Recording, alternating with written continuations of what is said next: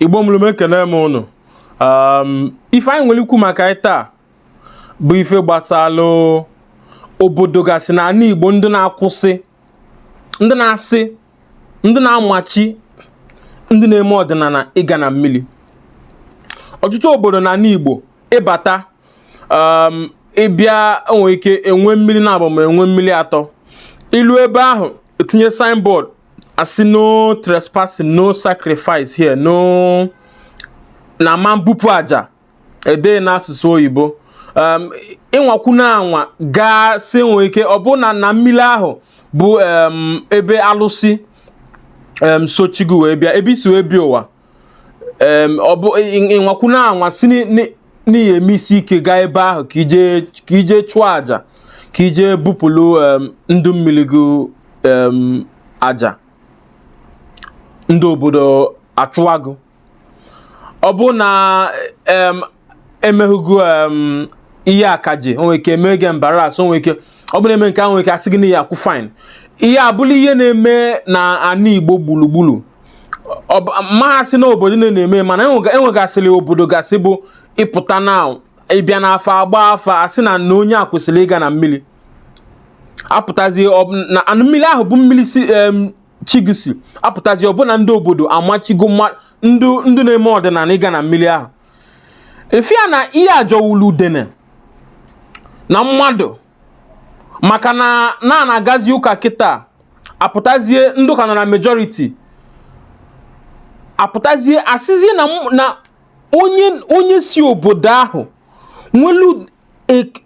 an equal right to mmiri ahụ, asịzie ya aga n'ebe ahụ maka na ọ na-eme ọdịnala. Ụmụ Igbo ọ jọgbulu udene, and oge elugo oge anyị etinye ihe ọnụ maka na anyị ma kpọghị na anyị na-agafezi ụzọ si no religion no modernity. Anyị na-azọdozi ụmụnne anyị ọkpa n'isi, ebe anyị na-azọ anaeze enigwe, ebe anyị na-azọ ọsọ enigwe, onye ha si akpọ ya. Na mmadụ ya apụta na-amụrụ mmadụ n'obodo, gụnwa amụkwago n'obodo ahụ, inwelu ihe a na-akpọ right to the stream or to the river. Ịchọ ije ebe ahụ je gbalụ mmiri, ịchọ ebe ahụ ije ebe ahụ je selu picture. Ịchọkwa na ọ bụ na onweghị ihe gbasara gị na mmiri, ịgbapụ bohol na be gị nọlụ be gị. Mana apụtazi obodo amachi eme iwu si na ndị na-eme ọdịnala na onweghị onye ya aga na mmiri ebe ahụ jee bupụ aja, ma ọ bụgodo ije gọọ ọjị ma ịma nzu gọọ ọjị, onye ya ga ebe a maka aja. Ebe anyị ebidogodo ubu na anyị ebido ịga ije ka obodo dị iche iche ka aghọta, maka na ọ bụ na ndị Igbo ghọtalụ ihe dị na ọdịnala, ghọta ulu mmiri balụ n'ọdịnala, ha machie eziokwu na ndị ọjọọ nwere ike ndị ọjọọ na-eje na mmiri eje eme ihe dị iche iche. Mana ụfọdụ obodo bụ ịchọ ije na mmiri, ihe eme ka ụmụnna nwe mmiri ahụ, ma the particular village nwe mmiri ahụ, ime ka their executives malụ na mgbọsị na-aga na mmiri dị otu a. Ọ bụ na ngene ka ị na-aga, na mgbọsị na-aga na ngene, kedu ihe na-eje eme na ngene? Ana m eje akwa ebu mmiri on so date, nkwa na-abịanụ edetuo. Ọ bụ na onwe onye ya esogwu je mmiri ahụ, ọ bụghị nọ na-eso eje eme ọbịa ebe ahụ, ihe ahụ ikwuru n'ihi eme, aja ahụ ikwuru n'ihi eje ebupụ.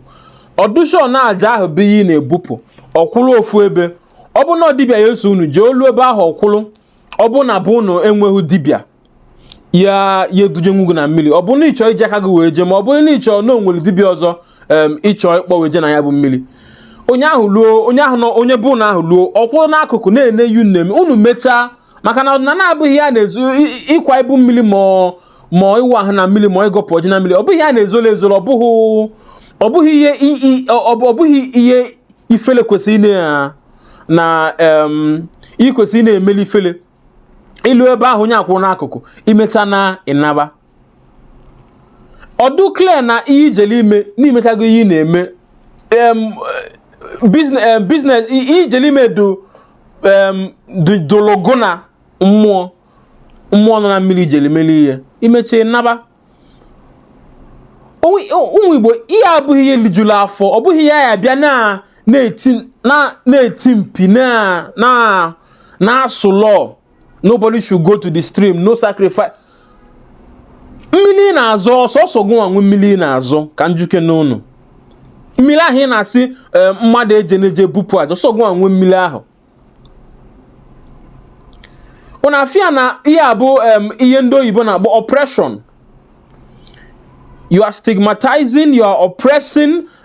you are marginalizing ndụ na-eme ọdịnala maka na ihe jide mmadụ ya akpado mmadụ asị ya na ịtọrọ onwe ka ife na-agakwali ọfụma nọọ ya jee kwapụlụ ndị mmiri ibu mmiri oluzie na mmiri nwanụ chie si wepụta ụwa isi ya gana na ya maka na obodo machili gị ebe ahụ achọzi gana nwee ike esi aga na nzuzo gaa n'abalị ma afụkwa ebe ahụ youth achụwa ha ọsọ wulu ma chụwa ha ọsọ very very wrong very very wrong ọ dịrị ọnụ mma ụmụ Igbo and ebe ya esi wee tinyewe ihe ọnụ bụ ọ bụrụ na obodo gụ machili ịga na mmiri ikwupụta ya na social media anyị etinyewe ya ọnụ maka na obodo m kịta na enwelu mmiri dịga ekwulu mmiri obodo m nwelu mmiri ka nkụ enwelu ndị etinyelu dongo anu sacrifice o nwe ndị a na-aga bụ mana ịchọ ịga ịgwa that particular village obodo ahụ ịgwa the executives hey detuo afa gị detuo oyi na-eje eme detuo phone number gị so that ilu ebe ahụ zuzubezi ezuzube eji your details ama be nna gị amazi onye esiwe gawa na ya bụ okwu enwelu mmiri anyị ihe aganwu na be anyị nwe mmiri anyị ha aganwu so mụnwa na onwe m na-ekwu ya mmebidogodo na be anyị wee kwuwe okwu a wee onye ọwụ na ebe ọwụ na ịnọ niile eme ọdịnala n'ịchọ ime ọdịnala asị gị na eme nganwu na mmiri dị na be unu ikwupụta anyị etinyewe ọnụ na ya bụ okwu maka na it is your inheritance, it is your heritage ya bụ mmiri nọ be unu as long as na n'ibu ọbala bụrụ from that lineage na that family na ụmụnna ahụ n'obodo ahụ ndị bụ onye na-echu mmiri ahụ gboo inwele right inwelu ke a na-akpọ ihe nkete na mmiri ahụ both physically and spiritually mmadụ ya hapụtasị aga na mmiri ahụ ikwelu ịhapụzie mmiri chigisi wee bi ụwa ị ga na mmiri ọzọ je bupụ aja ọ dị ọnụ ụmụ Igbo so na anyị etinye ya ọnụ na obodo ọbụla nọ n'ala Igbo ebe enwelu ndị na-eme ọdịnala na ha ya enwe access to mmiri ọbụla nọ na be ha onye ọbụla na-eme ọdịnala nwelu a right ị kwesịrị inwe right and access to mmiri ọbụla nọ n'obodo mana nke onye na-eme ụkwụwa aka ya ọtọ nke ị na-eme ime nke dị ọma so that ọ bụghị ije na mmiri je metọsịa mmiri metọsịa onwe gị ihe bidozi ime eboghị nọ ndị ọdịnala na-eme ọdịnala na onwe ize ka nsọ n'oyibo is a pure and clean form of spirituality. Is a pure and clean form of spirituality. So na ihe ha apụta ọ bụrụzie ego nwa ya emete ya eji wee na-akpọtọsị ọdịnala ịpụta ịkwụwa aka gị ọtọ ịchọ ịga na mmiri ị gawa ije gakwuwe ndụ na ma PG ha ma ndụ na-achị obodo maka ihe na-emezikịta bụ na ndị ọjọọ ndụ ya eje satasịa ike ma occultic power ma ajọ ọgwụ ma ndị amoosu aja nọkọsịcha n'isi ma n'ụka mana obodo ha na-achịzi obodo ha fụzie ebe ahụ ụfọdụ ụmụ nwoke na ụmụ nwaanyị ndụ ka na-eto ya esi wee fụ ife ya esi wee nweta ma kpọọ Ngozi heje gbochisia ya. Don't go to the stream, don't nke nwa gbochisicha ya ha nwa anozie n'isi welu ajụ ike ha satasịrị wee na-azọpịasị obodo ha nozie n'isi a na-efe ha. So ụmụ Igbo unu ya chakesi anya unu na onye siga agana na mmiri gụnwakwu nwekwulu right ka mkpọ right isi ya agana n'ụzọ obodo unu ilu na junction unu egbochisi unu edochisi ihe n'ụzọ si ya abatana ebe ọ bụ na onye ahụ si na ịma nganwu na mmiri ya nwekwu right ịbata n'obodo because unu ncha niile enwe obodo, unu ncha niile enwe ananụ n'obodo, unu ncha niile enwe mmiri ahụ maka na ya nwa aghọtaghị ihe bụ ọdịnala na ọghọtaghị na eje na mmiri ebupụ aja abịa tinyezi iwu machie ga na mmiri. Very very wrong. Ọ dị njọ.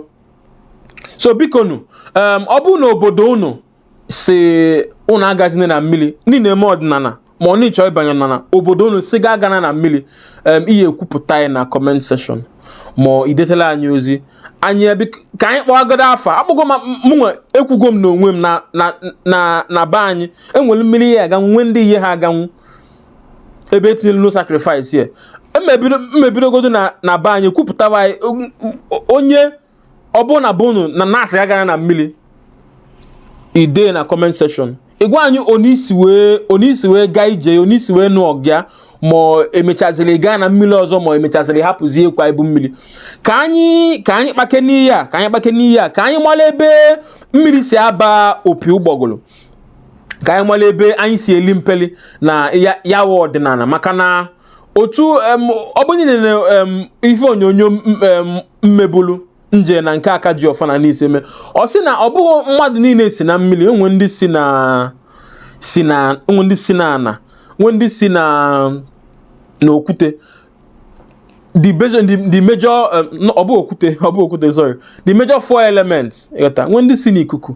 So ancha niile ebe ọ bụ na chi gị si ndị anyị na-ekwu maka anyị kịta bụ ndụ chi ha si na mmiri